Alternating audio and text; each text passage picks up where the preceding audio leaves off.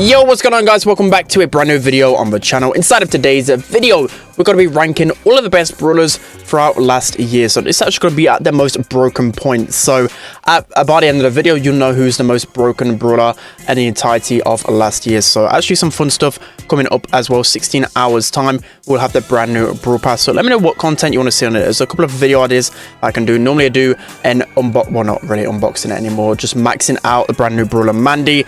But I want to push her to rank 30, or I could do a Power League guide on the first day as soon as Power League is available. So let me know what you want me to do tomorrow content-wise. But of course, before we jump into it, make sure you're using a creator code. That'd be greatly appreciated. And without further ado, let's jump right into it. So before we get into the top 10 rankings, going to go through a few of the honorable mentions throughout the year, because of course, been a lot of strong brawlers. So the first one is Ash. So Ash got a new gadget, Rotten Banana. So basically, it only took, I think, 20% of his HP, and he got 50% rage. So this came out on the 1st of March. It literally got insta hard nerfed a day after because of how incredibly OP it is. Now it is 40%, which is definitely like not even strong whatsoever. But at this point, I think Ash was actually one of the strongest brawlers throughout the year, but it's pretty hard to tell because of how quickly the emergency nerfed it. Next up, we have Chester. So Chester, brand new brawler within the game right now, and I think he's really incredibly strong. He's not like OP everywhere, so that's why he's not in the top 10, but I think he's really strong in certain circumstances.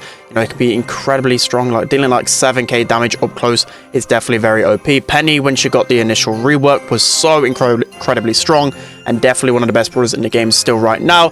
Daryl as well, he did get a buff in 2021, but at the beginning of 2022, Daryl was still insane. It actually took until like March for them to nerf Daryl because of his, basically he got a rework to his star power, and it just made him way too strong. But actually it nerfed the amount of damage reduction you take. It used to be 90% from your super, now it's only 50%. So Daryl was very strong at the beginning of this year.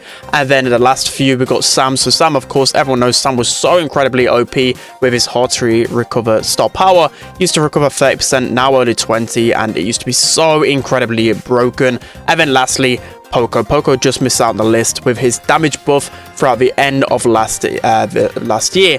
He was so incredibly OP, so a lot of strong brawlers on the honorable mentions. So now starting off the top 10 best brawlers, one of the most broken brawlers of 2022. Starting off with Squeak then. So Squeak, at the end of April, did receive a huge buff to his residue gadget. Before, it only used to reveal a certain area for like 15 seconds. They buffed this to 20 seconds and then added a slow 20 seconds. Being able to hold down an area was insane. That was like, obviously get free uses of a gadget. That was a whole minute of the game where it just completely block off a certain point of the map, and that's literally half of the game in some game modes, which is just, again, insane. This got nerfed pretty much a couple of weeks after this, but still, at that point in time, Squeak was so broken, and definitely one of the most broken throughout last year. So next up, coming in as the 9th most broken brawler throughout last year, we have Bonnie. So Bonnie was introduced into the game early June, and Bonnie was just absolutely insane. One of the best, like a top 3 brawler throughout like probably a month or even longer. She's always been in and around the top 10 and even top 5 for such a long time,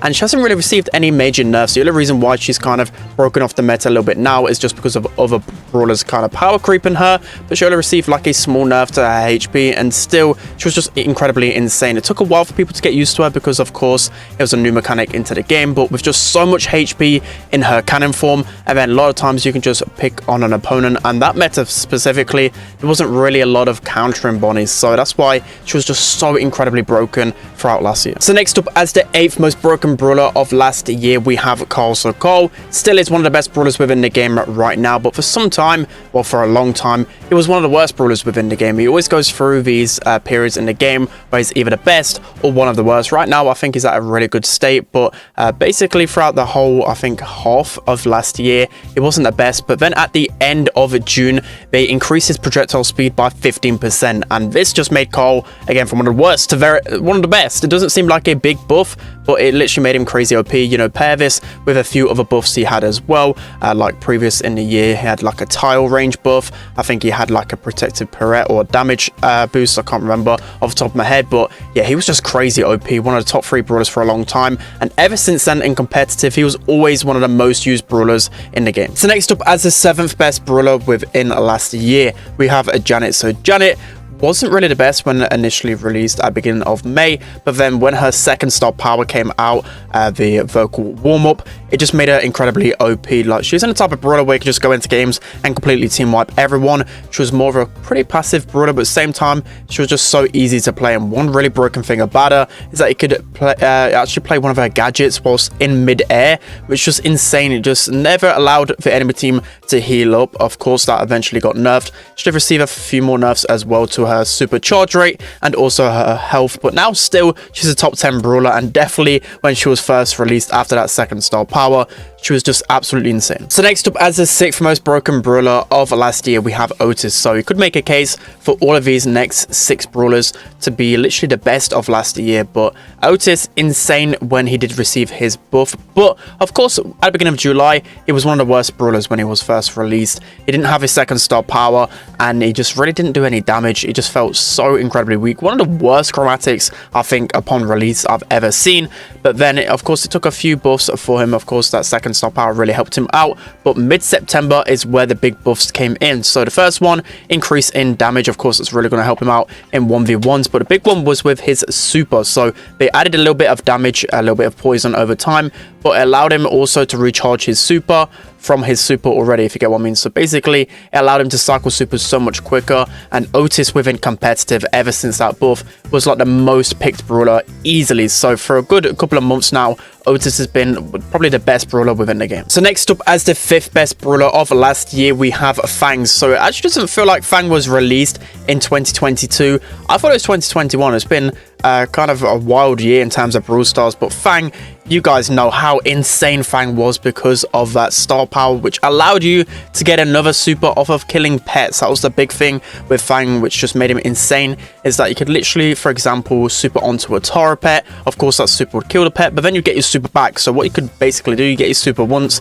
and then just keep spamming the super button, because once you kill a pet, a turret or whatever, or even a brawler, of course, you could just keep flying across the map. It just led to like insane team wipes. Like a lot of the time you could end up in your spawn and then into the enemy spawn within like a second, because you're just spamming your super.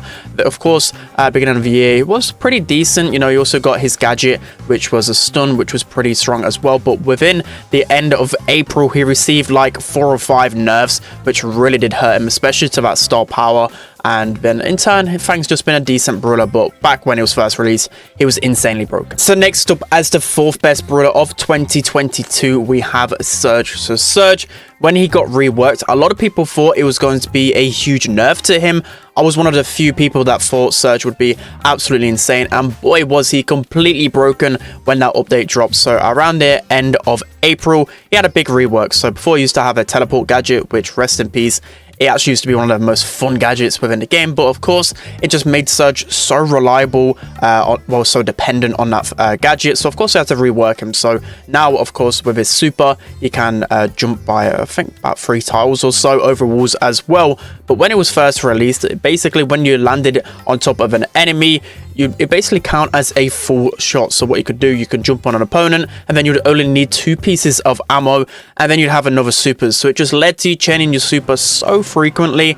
It just made it impossible for the enemies to deal with. And then also as well with his power surge gadget, you literally got your 3rd level instantly. Like, you would walk up spawn and you would have the insane 3rd level surge, which of course normally would take a long time to get. So you just imagine how broken Surge was. It only took them a week to nerf him, but for me, he has to be one of the strongest brawlers of last year. Okay, so next up, as the 3rd best brawler of last year, we have Buster. So a brand new brawler within the game. He's still this season's Brawl Pass brawler. And for me, I think he's the 3rd best brawler of last year. Absolutely insane. He's received about 6 or 7 nerfs, and he's still broken. He's still absolutely insane. Of course, the main reason why he's not the best of last year is because he's a tank. He's not usable literally everywhere, but in certain game modes and maps, he's near enough unstoppable. His brand new star power and gadget just made him even more insane. You guys probably feel the frustration facing off against him on ladder. It just feels like there's no true counter to a Buster. You try and close him down, try and get up close and personal, because that's how you counter his super. He's just going to take you down so quickly. It's just really hard to really take on a Buster right now. He's still like the best brawler within the game. Hopefully some nerfs to come, but for me, he's the 3rd best brawler in 2022. Okay, so coming in as the 2nd best brawler of last year, we have Eve. No surprises here whatsoever. everybody should know the Eve meta. At the beginning of March, she was first released. She used to have a 10 tile attack range, which was insane. That, of course, got nerfed a month later.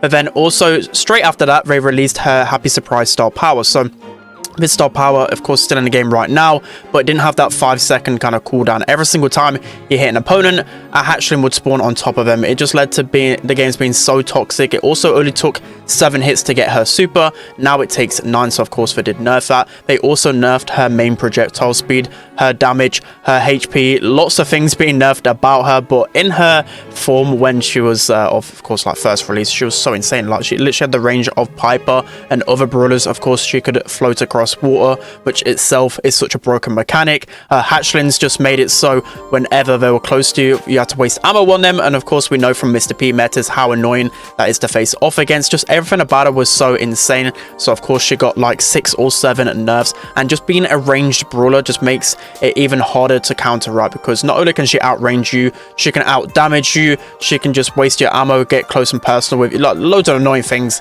with Eve. Of course now she's a pretty balanced brawler, but back then at the end of Eve, I think it literally took them, I would say, until June, even near July, to nerf Eve properly. So a good 3 or 4 months, Eve was just so broken. Okay, so now moving into the best brawler of 2022. For me, there's no debates on this one. It has to be Grom. So Grom was actually unlockable at the end of 2021 through a challenge, I believe.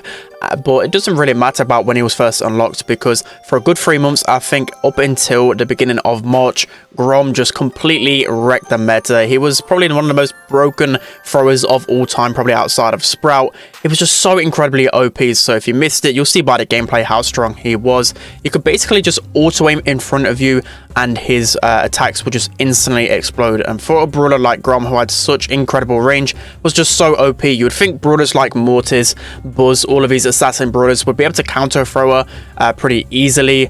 Well, you couldn't, and especially because it only took 5 hits to get your super with Grom, and then it also had an 8.33 tile range to his super, which was absolutely insane. Of course, at the beginning of March, they did nerf this to around 5 tiles. So just like, it used to be literally a nuke. You used to be able to hit people across the map with that super. It used to be so easy to get. Everything about Grom was just absolutely insane. I think that's one meta I would never like to relive again, because there was just no way on like countering this brawler. He also had a really annoying gadget on those grassy maps. Just everything about him, just never again. And now we're kind of leaning towards that Grom meta again, so hopefully he does get nerfed pretty soon. But Grom at the beginning of this year was completely broken, by far the best brawler. Alright guys, it's going to be it for today's video. Hope you enjoyed this one. Let me know what you think of my ranking. I think it's pretty accurate, but as I said, you could probably make a case for a lot of these brawlers. But for me, Grom and Eve have to be the top 2 because of how long they were dominant for, and just the fact that they had a lot of range and weren't really countered a lot. Like, I can't think of any hard counters to those 2 brawlers in particular in the meta. They just used to reign supreme in Power League, like banned pretty much every single time. So yeah, that's going to be it for today's video, guys. Hope you enjoyed it. Don't forget to like, comment, and subscribe, and I'll see you guys next time.